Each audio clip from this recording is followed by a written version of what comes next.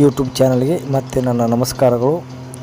ಇದು ಇಂಚಗೇರಿ ಸಾಂಪ್ರದಾಯಿಕ 2ನೇ ಭಾಗ ಮತ್ತೆ ನಾನು ನಮ್ಮ ಮುಂದೆ ತಂದಿದ್ದೇನೆ.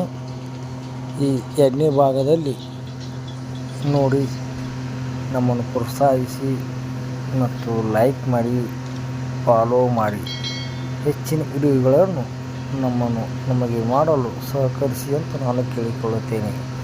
ಇಂಚಗೇರಿ ಮಠದ ಮೇಲಿಂದ ಅಷ್ಟೇ ತೋರಿಸಿದೆ. ಇವಾಗ ಗರ್ಭಗುಡಿ ಇಲ್ಲಿರುವಂಥ ದರ್ಶನ ಪಡೆಯಲು ಮತ್ತೆ ನಾನು ಬಂದಿರ್ತೀನಿ. ನಾವೆಲ್ಲರೂ ಸೇರಿ ನಾವು ನೋಡಿ ಆನಂದಿಸಿ. ಇಂಚಗೇರಿ ಸಂಪ್ರದಾಯದ ಎಷ್ಟು ಹೇಳಿದರೂ ಕಮ್ಮಿನಂತೆ ಹೇಳ್ತಾರೆ. ಇಂಚಗೇರಿ ಸಂಪ್ರದಾಯವನ್ನು ನಾನು ತಮ್ಮ ಮುಂದೆ ಸ್ವಲ್ಪ ತರುವಂಥ ಪ್ರಯತ್ನ ಮಾಡಿರ್ತೀನಿ. 1ನೇ ಭಾಗದಲ್ಲಿ ಏನಾದರೂ ಸ್ವಲ್ಪ ತಿಳಿದಷ್ಟು ಮಾತ್ರ ನಾನು ಹೇಳಿರ್ತೀನಿ. ಏನಾದರೂ ಅದರಲ್ಲಿ ತಪ್ಪು ತಡೆಯಾಗಿರೋ ದಯವಿಟ್ಟು ಕ್ಷಮೆ ಇರಲಿ ಅಂತ ನಾವು ನಮ್ಮಲ್ಲಿ ಕಳಕಳಿಯಿಂದ ಕೇಳಿಕೊಳ್ಳುತ್ತೇನೆ.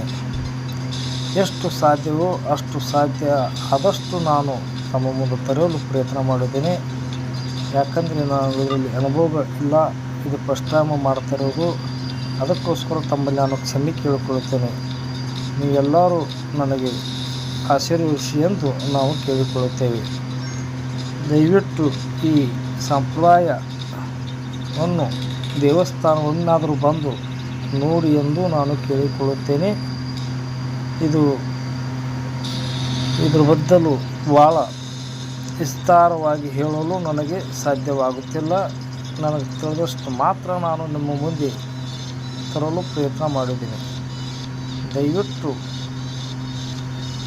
ನಮ್ಮನ್ನು ಫಾಲೋ ಮಾಡಿ ಅಂತ ನಾನು ಕೇಳಿ ಈ ವಿಡಿಯೋವನ್ನು ಮುಕ್ತಾಯಗೊಳಿಸುತ್ತೇನೆ. ಮುಂದಿನ ವಿಡಿಯೋವನ್ನು ಮತ್ತೊಂದು ಸ್ಥಳದ ವಿವರವನ್ನು ತಂದು ನಿಮ್ಮ ಮುಂದೆ ಇರುತ್ತೀನಿ ಎಂದು ಕೇಳಿಕೊಳ್ತೀನಿ.